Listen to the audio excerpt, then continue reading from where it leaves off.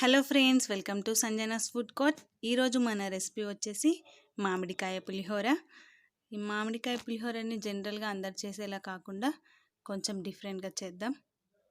ముందుగా ఒక గిన్నెలో ఉడికించిన రైస్ తీసుకొని పక్కన ఉంచుకోవాలి. ఒక మామిడికాయ, దాన్ని కొంచెం కట్ చేసి ముక్కలుగా కట్ చేసుకోవాలి.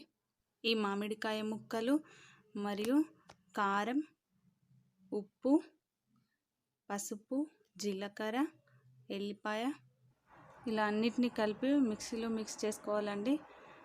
మంచిగా మిక్స్ చేసుకోవాలి. తర్వాత మనం ఉడికించిన అన్నంలో ఇది ఒక 2 టేబుల్ స్పూన్ వేసుకొని అన్నంకి బాగా పట్టించాలండి మంచిగా. అప్పుడు మంచిగా కలిపేసి పక్కన ఉంచుకొని ఇప్పుడు మనం స్టవ్ మీద ఒక ప్యాన్ పెట్టుకొని అందులో ఒక 2 టేబుల్ స్పూన్ ఆయిల్ వేసుకోవాలి. కొంచెం ఆయిల్ వేడెక్కాక ఆ తర్వాత అందులో కొద్దిగా ఆవాలు మరియు జీలకర్ర,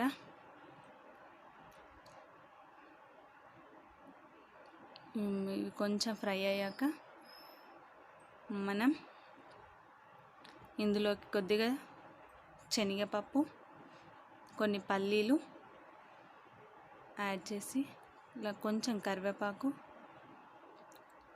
ఇవి మంచిగా మిక్స్ చేసుకొని చిటికెడు పసుపు ఇవంతా మంచిగా ఫ్రై అయ్యాక మనం కలిపి పెట్టుకున్న అన్నం ఉంది కదండి, ఇందులో వేసేసుకోవాలి. ఇది మంచిగా మిక్స్ చేసుకోవాలి. అంతే, ఎంతో రుచికరమైన మామిడికాయ పులిహోర రెడీ.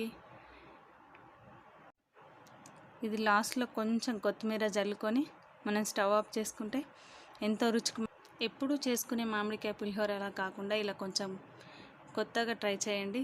చాలా బాగుంటుందండి టేస్ట్ అయితే.